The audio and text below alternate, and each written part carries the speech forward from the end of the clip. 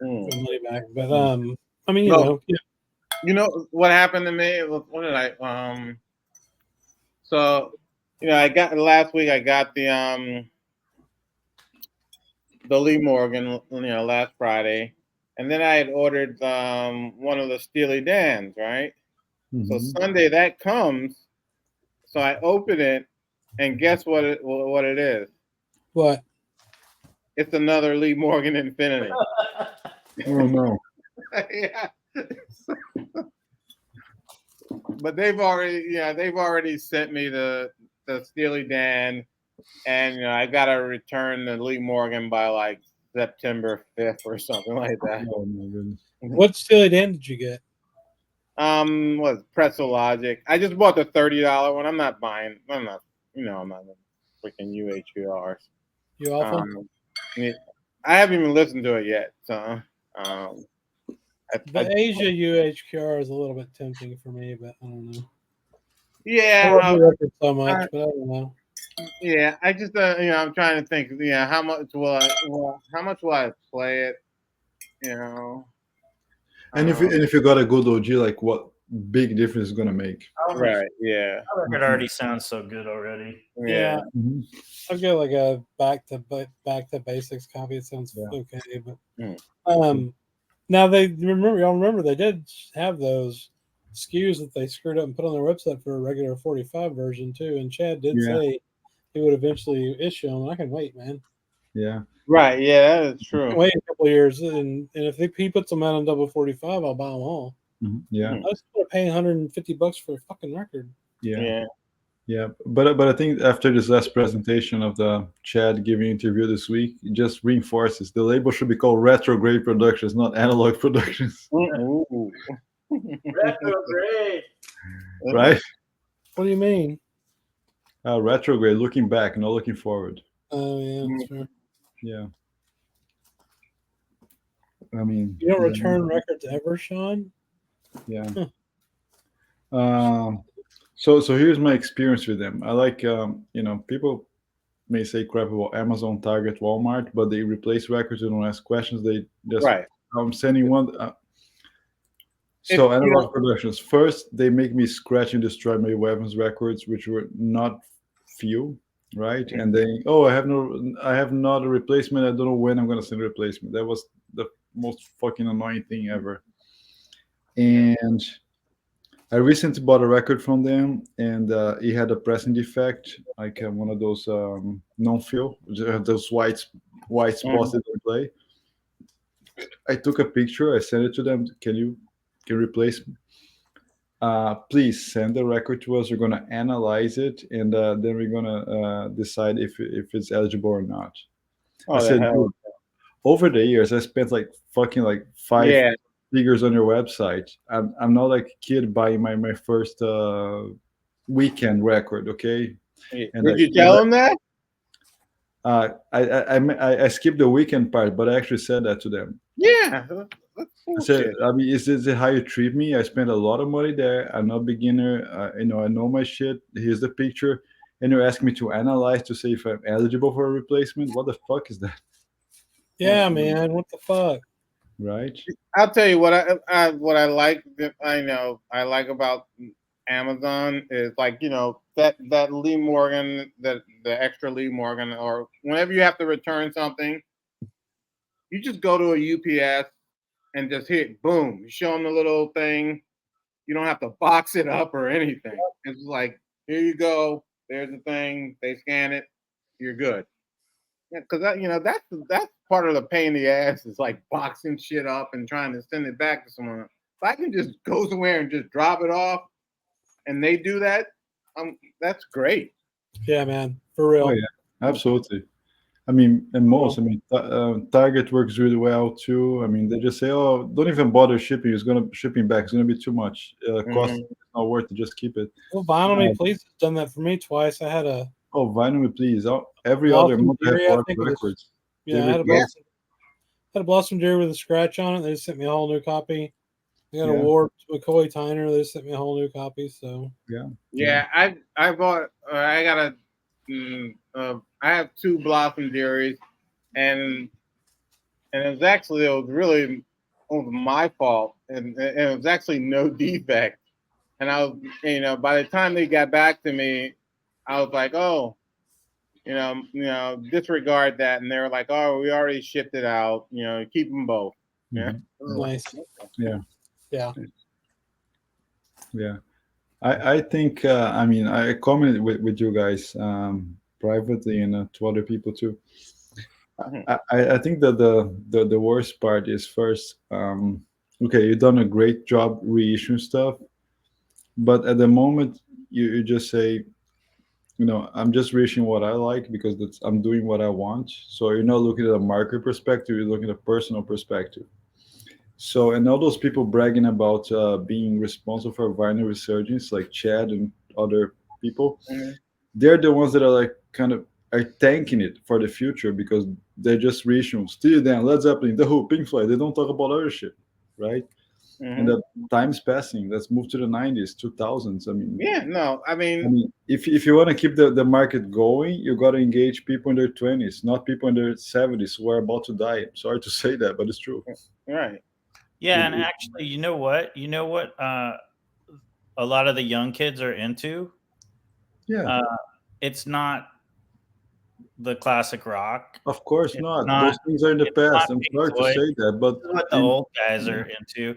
What a lot of the young kids are into, like the 70s funk and soul jazz. Because when I go to the record shop, yeah, I mean, and I'm talking really young, like 20, 23, 22, looking at like, George Duke and just like all kinds of stuff that they're thinking about, almost like they're thinking sort of in the vein of a DJ. Exactly. Because they want to play some party music. And I mean, and that's the root of everything, right, Brandon? I mean, sorry to say, the British Invasion, Led Zeppelin, The Who, these are like just white guys stealing music and not even giving credit to Willie Dixon and others, right? They're not doing anything new. And that's my only thing about the Rhino stuff. Rhino does a lot of Warner Brothers stuff, and Warner Brothers, Atlantic, and stuff. There's a lot of good soul music on the exactly. I just like you gotta come on, fellas, do something. That's the only thing I like about Vinyl Me Please. They'll do a lot of really good R&B and soul titles, and stuff that's not like obvious. Lately they haven't been doing it, but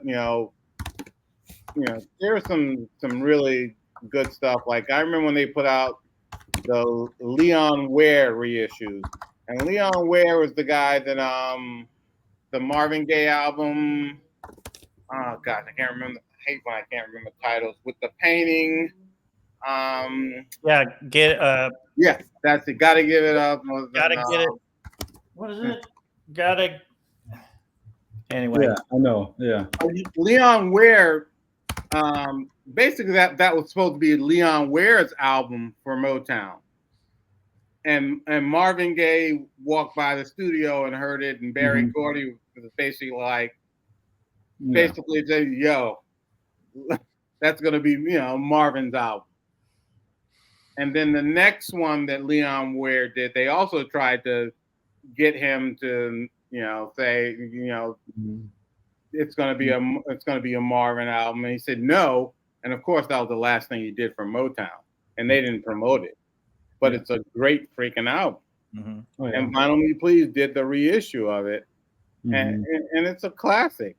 And that's the kind of stuff that should be out, and people should be doing more. There's so many of those type of recordings out there, but like people are and it's sort of the same thing with a lot of jazz recordings. They're all playing it safe, and it's the same old guys that have been doing it forever, and they're going by the same old formula that it works because people are going to buy this. A lot of us buy the same thing over and over.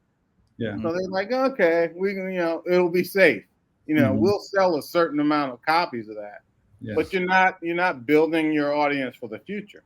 Exactly. Yeah. Exactly. I mean, but it would be interesting for a bigger company to tackle more of the mainstream jazz tracks from jazz records from exactly, Brandon. Just as an example here, I think I mean just a lot of people are commenting there. I mean, I don't disagree with them. I agree with them. That's very important. People like Fremer and Chad did, but they're stuck in a niche. They're stuck in a niche. They're selling for a particular audience.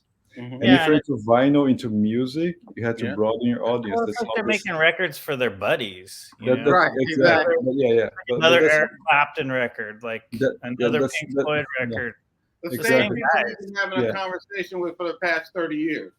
Yeah, and people say, oh, young kids don't care. They stream. Everybody stream. I stream to check what I like. And if you go to record stores nowadays, and I'm sorry, people that buy from Chad, they buy online. They don't go to stores. If you actually go to stores, there's a lot of people in their 20s, even teens. They're discovering stuff. They're pulling out Fleetwood Mac records, a lot of soul records, funk records. And sorry, they don't go to the record store because of Michael Fremer. They go to the record store because of Jack White. They go to the record store because of Taylor Swift. Right? Yeah. And we have to acknowledge that, guys. I mean, I'm 45. I'm not a young kid. But, I try to keep up with things. I try to look ahead. What's going on? And people want to tap into something that isn't exactly. Isn't so what I think is really played to death. Really, it's like I don't need to hear another. So Brandon, what I think is really dismissive. It's a guy going say, "I do the best records ever." Okay, you make it. Congratulations. But when you say that this is not historically important, give me a break. Yeah, I mean, it's just like I don't. Right. Someone shows me that live Little Feat record again. I'm just gonna smack him in the face. This is the Leon. Oh yeah, I have a vinyl piece of this one. It's really good. Oh, this is freaking amazing. Was that with his wife? I don't know who that. No, the music. Is there a female vocalist on that one? Minnie Riperton sings on a couple. Oh, it's Minnie Riperton. Yeah, she sings on a couple of songs because he also did. Leon Ware did the Minnie Riperton album after the one that Stevie Wonder produced. And so she's on here, and I think Bobby Womack may be on here also. Okay, I'm thinking of it. There's another record though that Leon Ware did that I'm thinking of. Ray Parker Jr. is on here, and this is so good, and and that's the kind of stuff that Vinyl Please was doing, And, I mean, does it have the Ghostbusters theme on it? I mean, the one thing, at least, like there's been a few of the Betty Davis records that have been reissued. Yeah. The Minnie Ripertons, you can still get those for pretty cheap. Yeah. But that would be probably some good, like, because I see you can get those for $15 to $20. Yeah. So Hang on. So just a couple. I think the thing is the young kids are more willing to go out searching. Yeah. Yeah. I mean, you can go to great labels like Mr. Bongo. They're putting killer stuff. Look at this thing here. This is an amazing killer record, right? Everybody should listen to this. Oh, the Silvers. Oh, my gosh. This is great music. This on Mr. Bongo. You can find their stuff. Vinyl Please. This is an OG, but Vinyl Please also put this one here, the South Side Movement. It's an amazing record. Yeah. This needs to be reissued. These guys deserve reissues. The Intruders. Right? Yeah. I mean, this is great stuff, man. This is so well played, so groovy, talented musician, and this is all analog, okay? Yeah. Right? Well, actually, the new record shop that just opened up, he really caters to a lot of what the DJs are playing, and a lot of it's like, old Puerto Rican, Cuban boogaloo, and Brazil and Caetano Veloso and like old, Brazilian stuff from the 70s. And that's getting a lot of play right now. at like block parties and stuff. That's awesome. Yeah. I mean, I'm kind of, I'm more in the jazz thing, but I do, I dabble in the Brazilian and stuff. And it's interesting when I go over there to see like, there's a lot of young kids that are really excited about these records. Yeah. So and lastly, so Sean, it's not a matter of being burned out, not burnout and everything. I just think some things have been repeatedly redone. There are other things that need to be addressed as well. Just that's my point. It's beyond being redone. It's like there's no chance taking at all. It's like we're gonna go with it's like Dark Side of the Moon's gonna get re-released again. Eric Clapton, EC was here. It's like all these records that have been released over and over and over are gonna get released again. Yeah, that's what they all do. Yeah, exactly. I mean, my point is, what's new to be found on this recordings? There's not much to change. I mean, I disagree with this. This point is not true. There's nobody that's got a 10-year backup for pressing. That's just not accurate. There's no way that Chad has 10 years of records in the pipeline. No. Oh no. There's no way. And I don't know. The thing that sours me on Chad a little bit is when he tells his customers to fuck off on a live stream. That's it, yeah. It's kind of a fucking stupid move, but yeah. Mm-hmm. I don't know. I haven't bought shit from him except stuff that only he's putting out since then, really. Mm-hmm. Yeah, I mean, and I bought some of the, I bought some, the Prestige stuff. Absolutely, yeah. And I did buy the 2 Bob Marley UHQRs because. Okay, I'm wrong. Whatever, dude. But I also bought, the other Bob Marley, all of Bob Marley on the Jamaican version. Yeah. I bought them all. So I feel like, I don't know, man. I love all the stuff I've bought from Chad over the years. I just wish he would focus on less UHQRs and just put out more shit that people want. Yeah, I just don't think not in defense of him. I just he's not getting stuff. He's not going to get stuff. True, that's true. That's true. But also, if you need to expand your horizon. Yeah. Maybe instead of just doing the same old stuff and stuff that I like, well. Yeah, there's going to be that point now, especially with all the places going in house.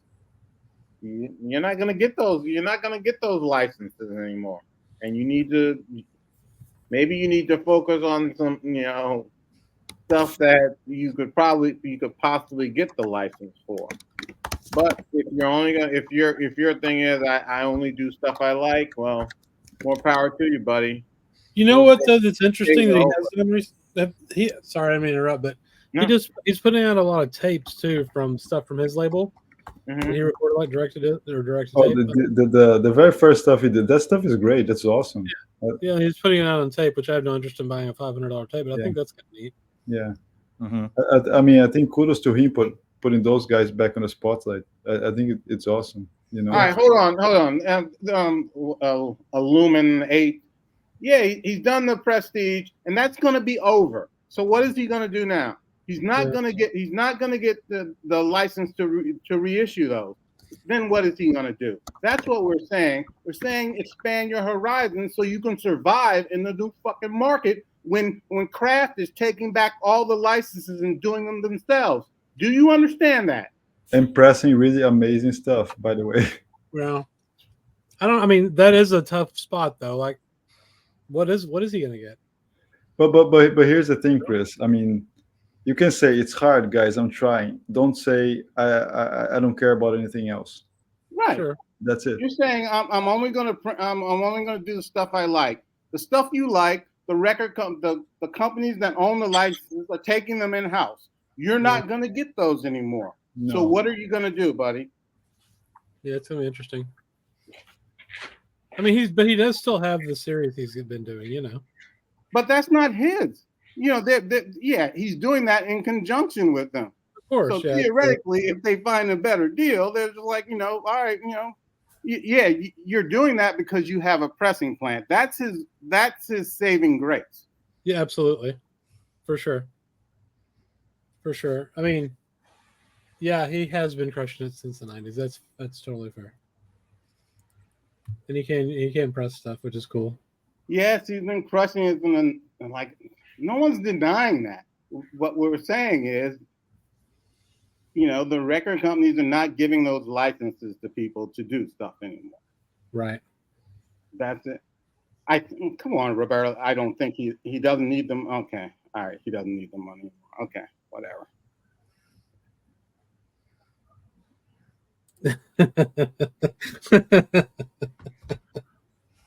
Oh shit! Hey, it is the 4th hour, man. I don't know. It'll be interesting to see if other stuff. I mean, dude, you look at what Kraft's doing. They got the OJCs. They just put out the one. They're putting out the one record. That shit. What is it? What's the records coming out on Jazz Dispensary? Mike, what are we talking about? Blackstone Legacy. Blackstone Legacy, yeah. But they're putting that out. So, like, what do you target if you're But, all right, here's the deal. All right, I'm going to go back to. He said a dozen times he has 10 years worth of contracts to fulfill. And we've been waiting for his big announcement for how long? 18 months. Okay, yeah, 10. So come on, dude. If you've got these contracts, then let your base know that here it is. This is what's coming out. Yeah, I think that's a interesting one too. Like, we never did get the diaper shitting announcement, man. Yeah, come on, man. Now, if he did come out with like AAA Led Zeppelins, I would buy them all as long as they weren't UHQR. Yeah, I hope he does. As a consumer, yeah, I would like for him, to come to have this announcement, that we've been promised for so long. Something in his 10 years of contracts that he has to fulfill. Then show me. That's a very good point, Jeffrey. We don't know. That's a great question. That's actually a good. I would buy Off the Wall. That'd be cool, man. Yeah. Oh, I would. If they put out, I'm going to tell you, if and this is the thing, this is the whole record company knucklehead stuff. Mm-hmm. Yeah. If they put out Off the Wall, that would be something. That would be something. I know people that don't. There's a whole, Michael Jackson people, crowd that don't that stop with Off the Wall. Yeah, that's it for them. Yeah, and that's like the last. That was the last. That was the normal Michael. That was the end of the normal Michael. Yeah. For them. Yeah, but his partnership with Quincy Jones that record is just off the charts, just impressive. Yeah. You can buy any pressing; it's gonna sound good. It's great, right? Any version, anything. The copy of Thriller I got in first grade is scratched to shit, and it still sounds good. Yeah. Yeah. Can't believe I've had that record for like 40 years. It's fucking nuts. Man, that's crazy. Yeah. That was a TV show in Brazil that used the opening song, like the. Oh my god, that was played daily for like 20 years. I still won't get tired of it. I mean, just the even the beginning of Rock With You. I mean, I can hear that in my mind. Mm-hmm. Yeah. That's how it starts off. I had the cassette. Nice. I had the original cassette. Yeah, they definitely made millions, but not like Thriller, right?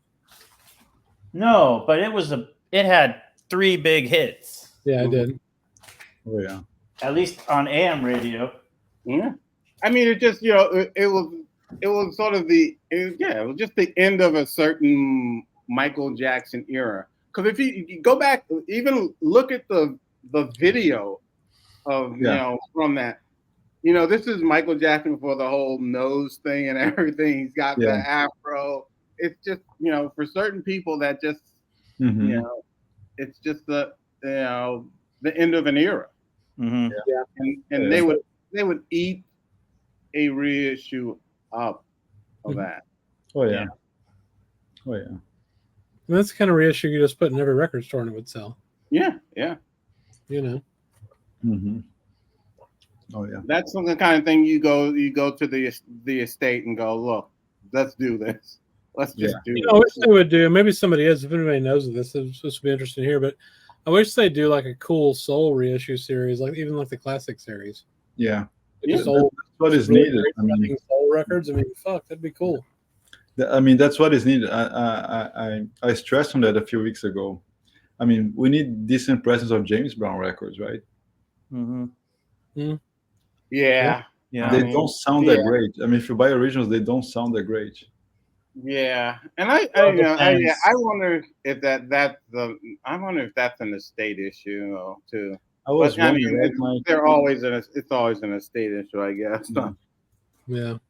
But that would be phenomenal. That would be. The Thriller MoFi. That's a good question. Did the Thriller MoFi sell out? I doubt it. I don't think so. Maybe though. But see, and just speaking of James Brown, but there is, there's precedent for a really a good James Brown reissue, because they had that box set that was on CD years ago that's really good. Someone stole mine, called Star Time.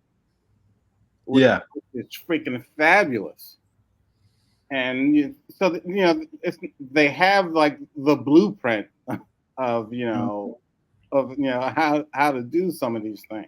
Yeah, and so So James Brown kind of stole it from Miles a little bit, and then Miles stole back from him, tried to go electric, tried to emulate James Brown, right? But and all the breaks, all the drum breaks. That's what people used to start DJing. Clyde Stubblefield on drums for James Brown is just like that's just like amazing. The bass and drums on James Brown band is just like very hard to play. Those guys are the style, the harmonies, what they're doing there, it's crazy. VMP would definitely do James Brown. I think the Thriller one step is still in stock at MoFi. Still limit 2 per household though. So, Roberto's funny. I like Zydeco, man. I do too. Oh, that's funny. My wife got a Zydeco record down at oh shit, what's that record store in New Orleans? It's also in St. Louis. Shit, I'm trying to think. Gosh, Euclid Records, right? Okay. Oh, yeah. It pulls out a record when she was down there. Yeah. It's some good, pretty good. There's a few good record stores down there. Yeah, I bet. Yeah. I gotta get back down there, hopefully. Her name it's Queen Ida and her Zydeco band in San Francisco. That's weird.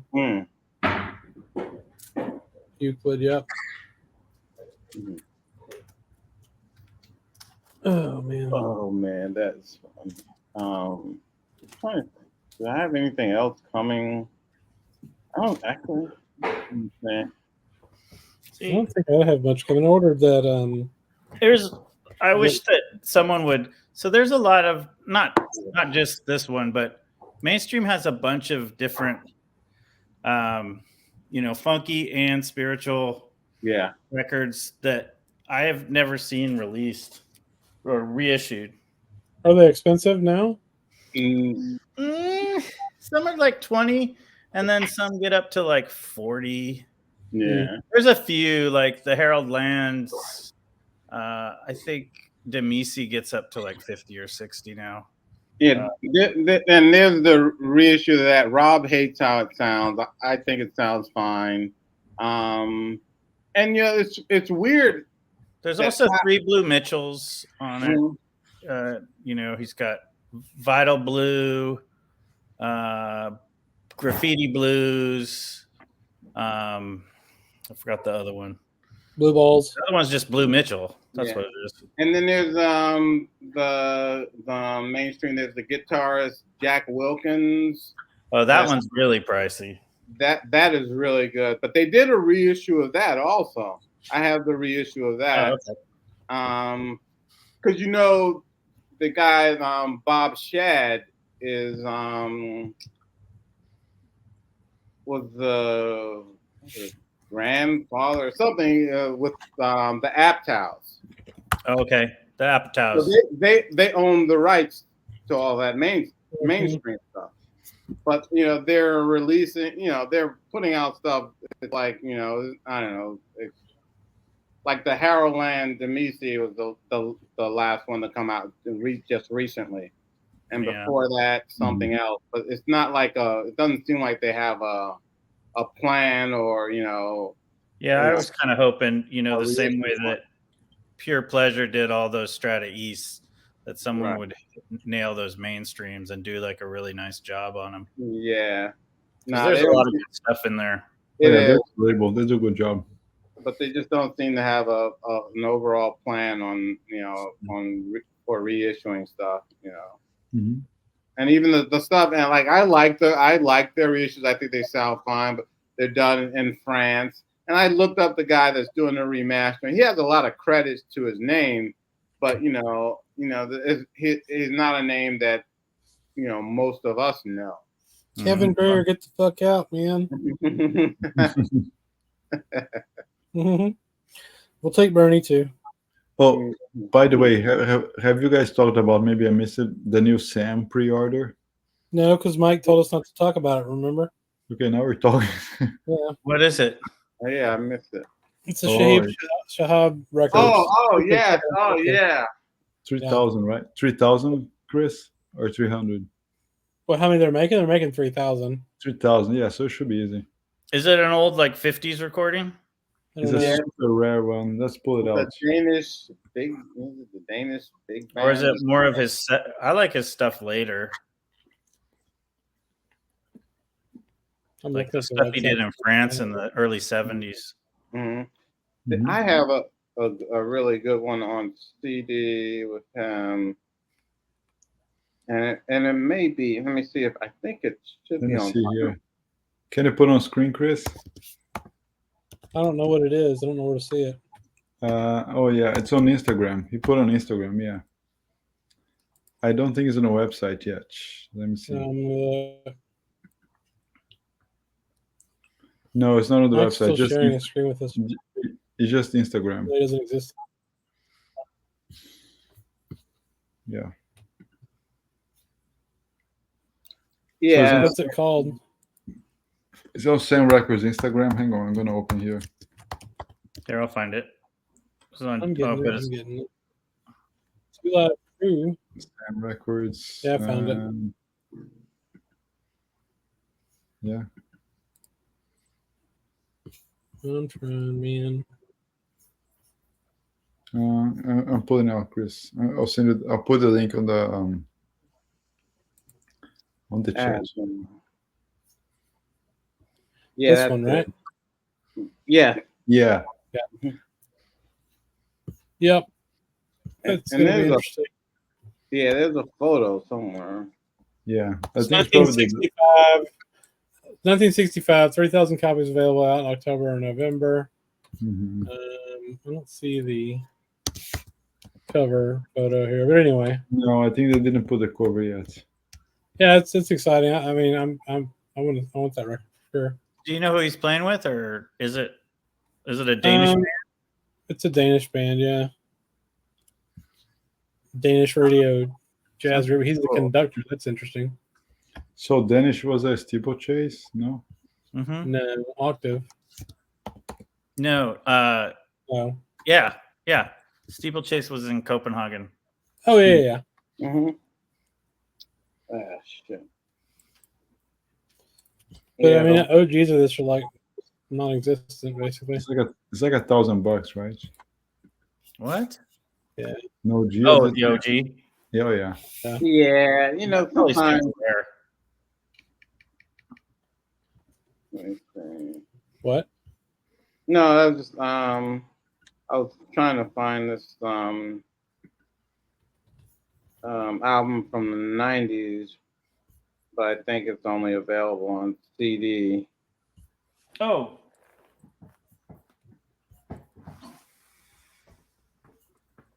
So yeah, I mean, this. Let me share my screen again.